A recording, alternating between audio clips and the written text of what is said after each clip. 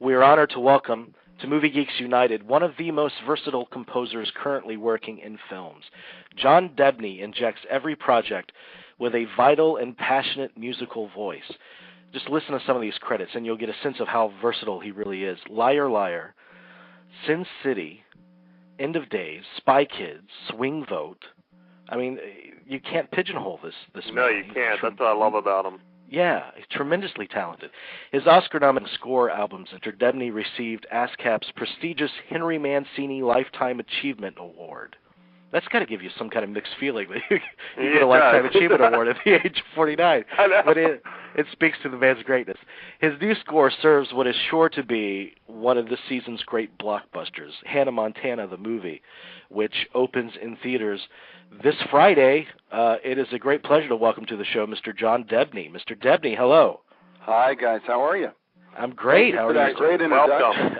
Welcome. Sometimes I feel like I must be 80 years old, but I've been No, not you, not at all. I've been so blessed to work on a lot of different projects, and I love your show, and I'm just delighted to be with you guys tonight. Thank you so much.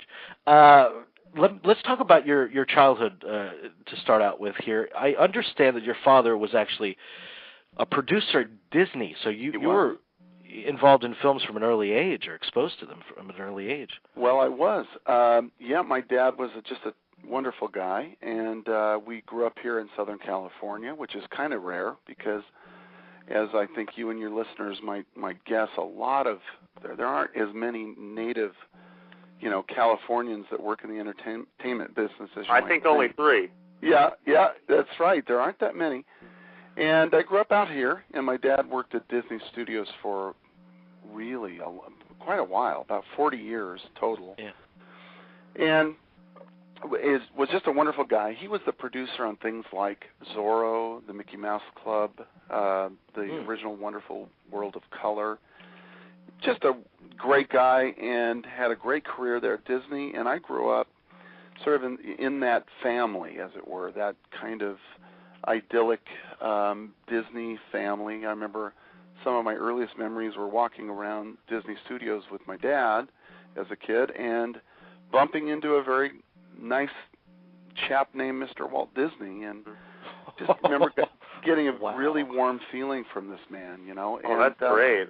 So that's sort of kind of my earliest recollection of any, being around someone like that was pretty special, and I, just from there, sort of grew up in that whole environment, and with all the wonderful people that worked at Disney at the time, and then sort of just gravitated towards the business, I guess you'd say. Well, did your consciousness of music in film, were you aware of that when you were watching those early films, those Disney films? Is that where it started? That's a great question, and the answer would be yes. My dad, at least back then, if you worked at the studio, you were really lucky because you'd get to bring home on weekends 16-millimeter prints of things like Bambi and things like 20,000 Leagues Under the Sea. And so, I was quite privileged to we'd have movie night, and I remember quite early on, I think it was 20,000 Leagues, that I remember watching one night in the dark and seeing those incredible sort of very foreboding lights under the, coming up from the screen that were underneath the ocean there. And I remember hearing Paul Smith's music, and Paul Smith was a really wonderful composer of the time, and he did a lot of Disney films. And so there was something going on, I think, magically for me in my head subconsciously. So I think that was sort of a big influence for me, and I look back on it now, and I do remember that I was quite enthralled, by that kind of thing. Well, I know that you delved into music at a very early age. When did that passion turn over to the idea that you wanted to compose for films? What was that turning point? Well, it did start for me at a very early age. I started playing guitar sort of by osmosis, as I guess a lot of us pick up things that we, do through life. My mom played guitar. My dad was a pianist. And I started playing guitar around age 6. And wow. then, did what a lot of us do growing up in the 70s, in 60s and later 70s, teenage years. I started playing in rock and roll bands and had aspirations and dreams of, I guess, one day playing in some big, big well-known rock group. That was sort of my road, and I played in a lot of top 40 bands throughout my teenage years. Then I would say once I got into college, I was a double major, acting, drama, and music.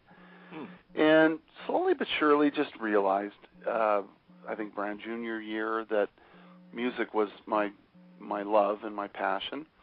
And I would just say that kind of through the college years and then getting out of, graduating at Cal Arts out here, which is a wonderful school out in Valencia, that I sort of, in those last couple of years of college, and I would say out the year or so after college, I really started to gravitate towards doing something in TV and film.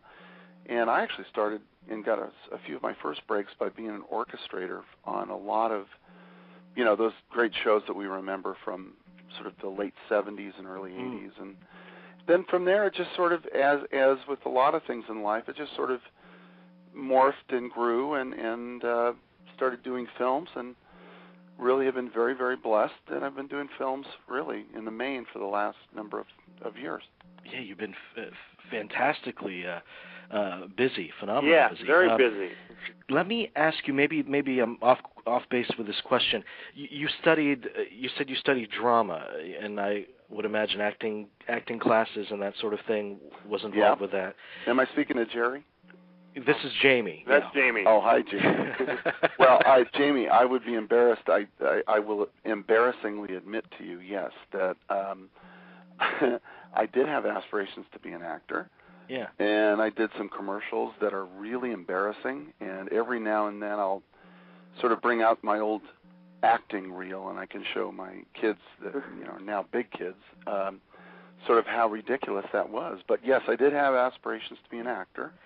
Do you feel that helped you? Helped you at all, or that the study of drama assisted you at all in your pursuit as a composer? Your work that you do? I bet it did.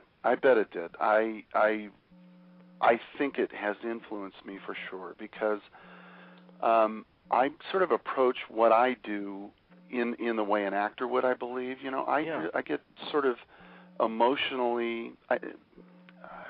The right word would probably be emotionally connected. I try to find the character, the dialogue, the scene, in anything I'm doing that sort of, amps me up and gets my juices flowing. And I guess I do approach it that way. I mean, I've sort of come to that realization. I think it first and foremost, therefore, starts with what the acting and what I'm perceiving and sort of the emotion of a scene. And that's how I go, and I think that interest in acting and sort of the study of it did help me and probably influences me today.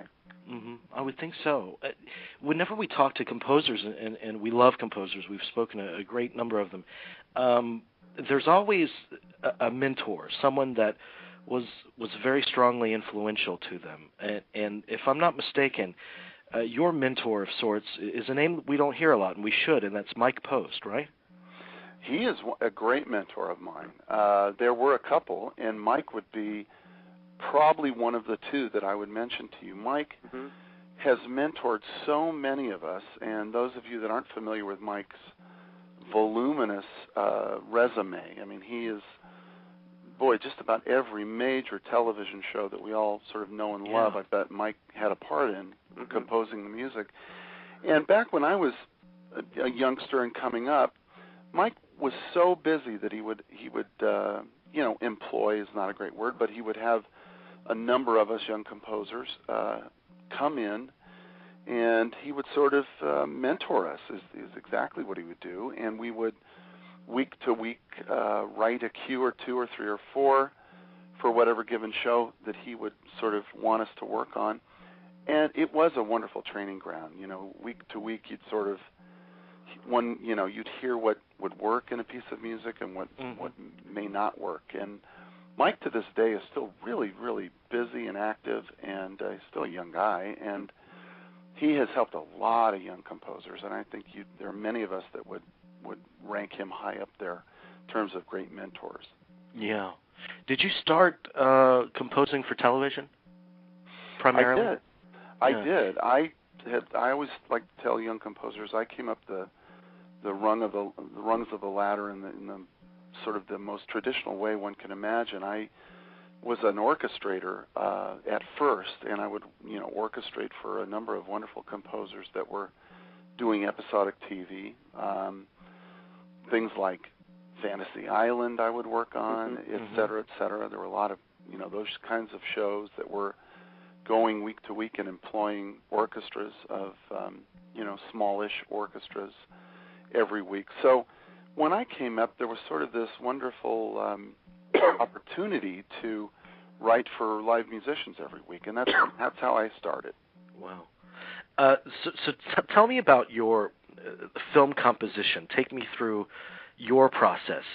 If you had your way, the most idyllic setting, would you want to would you want to read the script first in that stage, or would you like to see the first piece of footage before you start composing? I always love to read the script ahead of time, but I've just sort of realized over the years I've been doing this that I'm most sort of inspired by what I see. So I guess, we're all different. Some are visual learners, some are audio learners. I guess I'm a visual person. I really need to sort of visually see it and hear it and really get a feel for what's going on. So I really do enjoy sort of seeing scenes as they're cut. Watch them a couple of times. If I can get a rough cut of the film, I love that. And I usually try to watch a rough cut 2 or 3 times. And then invariably for me, that's sort of the way it happens. I'll be watching a scene or two, or I'll be watching a rough cut, and then little sort of germs of ideas start to come in, little melodies and notes, and that's really how it happens for me. And it could be 2 or 3 in the morning, and I might wake up in the middle of the night and have an idea and hum it on the tape recorder, or if I'm at work, I'll run in and fire up all the synths and put something down. So that really is the process for me. And I would say with that process, what goes hand in hand for me is the thematic material for a given film. I'm very sort of theme driven, and I don't know why, but that's just sort of the way I work. So I'm always struggling with the idea of theme or motifs for whatever I'm working on. Yeah. Let's take one of your projects, probably the most high profile of your projects, which is The Passion of the Christ. And I definitely want to ask you about that experience, which had to have been a very powerful experience. But when you're sitting down and you have the task of composing those first notes, what hits you? What came to your head? What made sense to you, those first few notes? Well, that, every film is different. Fear is the first emotion that I feel. It's quite daunting. It's one thing to get to vie for a job, and then it's another thing once you get hired to actually perform and actually come up with something. So I think fear is a good motivator, and a lot of times it's that. And in the case of The Passion, that was certainly the most difficult thing I've ever done, and it was also very different. So I would say, in the case of The Passion, lots of experimentation with sounds, and there's a very heavy ethnic influenced flavor to some of the score.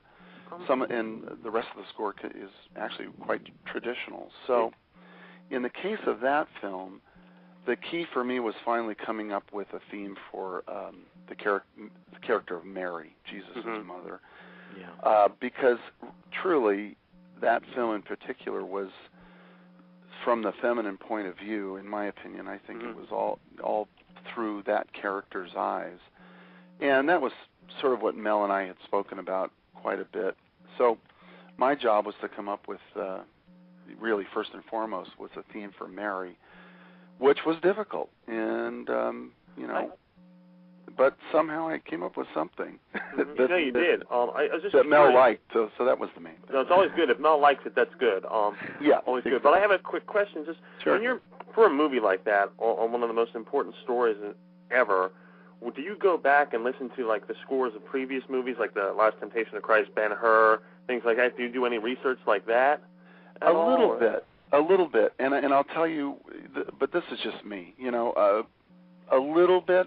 I did a lot of quick study of ancient Jewish traditional music, liturgical music, sacred music, right. And then certainly listened to a couple of scores, one being Peter Gabriel's incredible score. Right. In that case, I wanted to listen because I wanted to listen to some of the instrumentalists on that score. There were a few people in particular that Mel quite liked, and I wanted to sort of wrap my head around, who they were and what they did. I bet I must have listened or re-listened to a little Ben-Hur, but honestly, there does come a point, and I think we're all like this, if I need to divorce myself sort of metaphorically in whatever I'm doing at some point, and that's what I did. I did as much sort of study as I could, and then just sort of tried to leave it all behind and come up with another kind of a thing, and that's what I did. So it was sort of, The Passion is an interesting score in that it's not one thing. It's sort of a mishmash of many things, which at the time I was doing it, I thought was kind of schizophrenic and not a cohesive whole, but really, in stepping back and looking at it, it's kind of cool. It's sort of, I would describe best the score as starting very amorphous and very unformed chronologically, and then as we go through that particular film, it ends very sort of traditional and I would say in a traditional way with the choir and the orchestra. So it's a journey that I guess the music takes, which quite frankly, a lot of that wasn't even by design. It just sort of happened that way. And right. I credit a lot of that to Mel, because Mel is really, really a brilliant director, and he has some great ideas and thoughts, and with the music, he just, in many cases, wanted to go really far afield and left of center.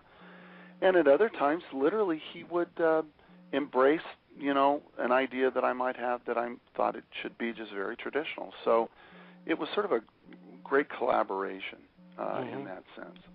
I think you probably just spoke to this a little bit, but I was curious. The Passion is such an overwhelming film. The imagery in it's incredibly powerful. Did your music at times have to run counterpoint to that? Oh, I'm so glad you mentioned that. Yes, it did. One of the 2 or 3 biggest roles I think that score had to play in that film was the role of being able to sort of take the audience sort of out of the literal visual that you were seeing, and the music was really, and that was by design, by the way. Mel and I talked very at length about what the music at points had to do. In other words, easing the audience, cradling the audience, and making some of those very, very difficult visuals a little easier to sort of get through. Yeah. And so you're absolutely spot on. Particular moments like the horrific torturing scene, which is just so, it's very difficult to watch. Oh yeah.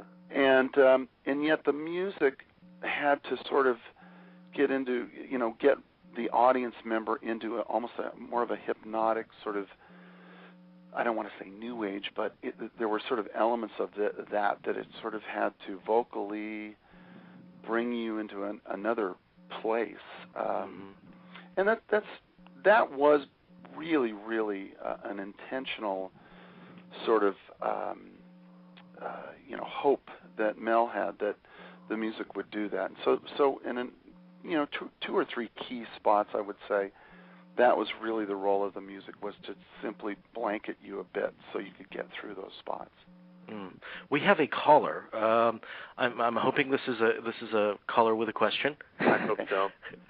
This is a 323 area code. My switchboard's acting up tonight. Let me try to. That's out near me.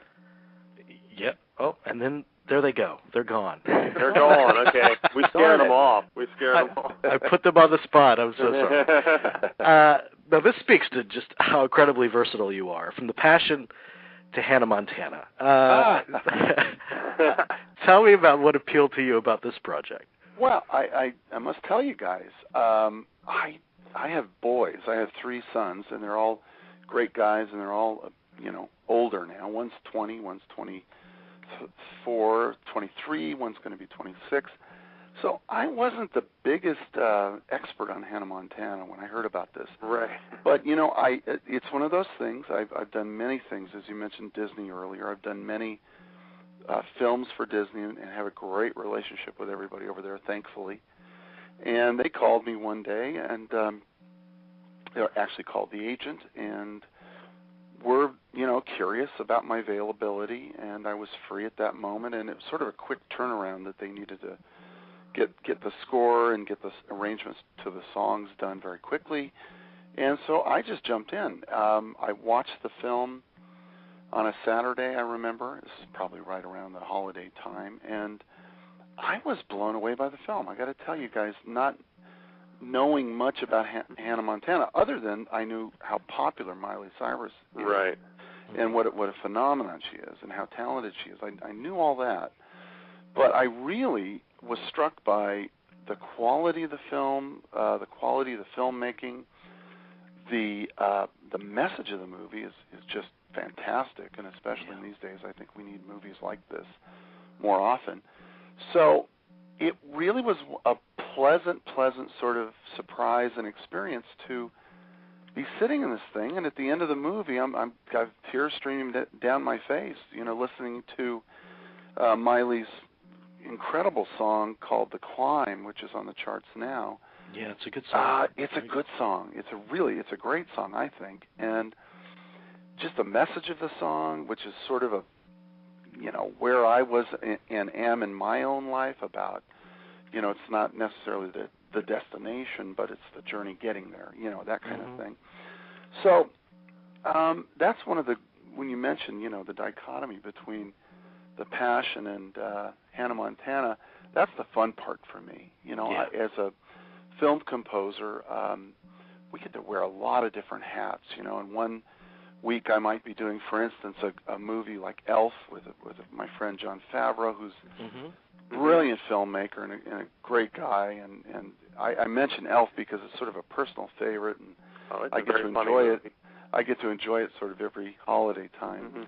But anyway, so my job is one that is incredibly enjoyable and fun, and really, I would say just about every filmmaker I've worked with is different, yet equally talented, and they have points of view. So for me, it's just a very interesting study in not only writing music, but sort of the human psyche, and the directors are just very, very interesting. So again, that's the fun part for me, is to be able to do a Hannah Montana and then turn around and do something else, the next day.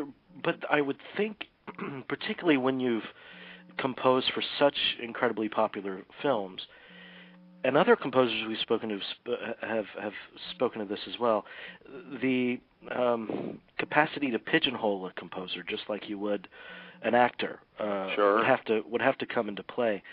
Do you turn down projects because you want the versatility in your career, or how do you avoid that? Well, great question. Pigeonholing, unfortunately, is common in any field, I'm sure. It is just as common for composers to be pigeonholed as actors, etc. I guess if I were to pigeonhole myself, I'd be more of the family comedy, big comedy composer. Although, I don't see myself that way. I see myself more as the guy that did the passion. I mean, that is sort of what I love to do, although I do a lot of comedies and am very thankful for it. So to answer your question, yes, I think we all get a bit pigeonholed as artists, but, you know, it's all, you have to embrace all that. I mean, for instance, Jim Carrey, I've done a couple of Jim Carrey movies. I love Jim Carrey's work. Oh, yeah. And, you know, Jim might, like a lot of us, could be pigeonholed, but then he'll do something else, and yet he does go back to tried and true ground, I think rightly so, that he knows that his fans want to see him in. So, of course, there are certain projects that if I've done three sort of one thing in a row, I might be a little more hesitant to not go down that road again. It is something certainly that one has to always consider. I will say that, and I do agree. It is a phenomenon that occurs, but again, I think that it's also about longevity, and I always try to stress that to young composers. I'd rather have a career, honestly, spanning 40, 50 years and doing a little of this and a little of that, than, you know, maybe just becoming the niche composer or the, you know, the one that just does that. And although I've done a lot of certain things, I also think I've had a little fun and done things. You mentioned Swing Vote. It's a personal favorite of mine. It's a great little film that came out before. I wish it had come out a little bit closer to the election, to be honest with you. But it's a really nice film, and the score is sort of an Americana. It is an Americana type of score. So I've been really blessed, you know, whether it's Hannah Montana, which is, the score is a little more sort of, it's in that American vein. It's a little more rural than Swing Vote. And then, you know, I can turn around and I'm working on something called 1,000 Words right now with Eddie Murphy, which is sort of Heaven Can Wait film with Brian Robbins, a really, really wonderful director. So I guess I'm all to say I feel extremely fortunate to still, you know, have great contacts and a career, and hope it continues because I sure love doing it. Oh, I know it will. Let me end off with two quick questions. These are the two usual quick questions I end an interview with for a composer. Dream projects. Is there a dream genre that you'd like to work in? Perhaps the Western or? God, yes. There's always a dream project. For me, probably would be big superhero movie. Haven't done as many of those as I would love to.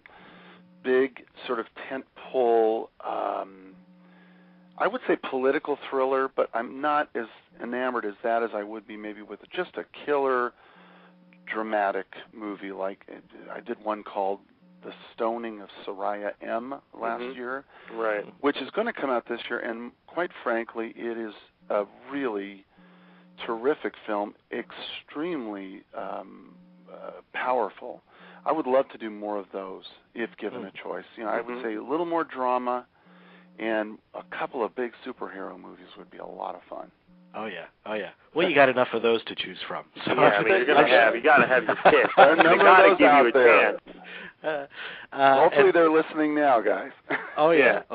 And finally, looking back at your favorite scores, could you pick from your, not of your own, but from other composers, pick three favorites for me, essentials in your library?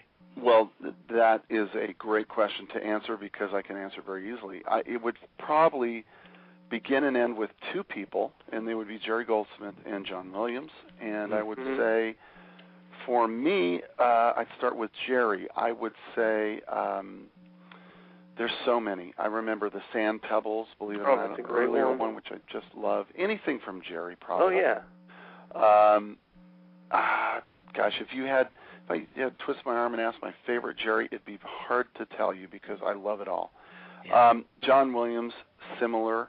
I do remember when I heard Star Wars for the first time. That talk about key moments in one's life. Yes. I remember going to see that film and hearing the London Symphony Orchestra play those amazing first strains of that theme, and I was literally, it was like an addict, you know, giving me a fix because that was really, really something that just absolutely floored me. And I think between those two guys, I would say, comes most of my inspiration, really. Yeah. Probably starts and ends with those two.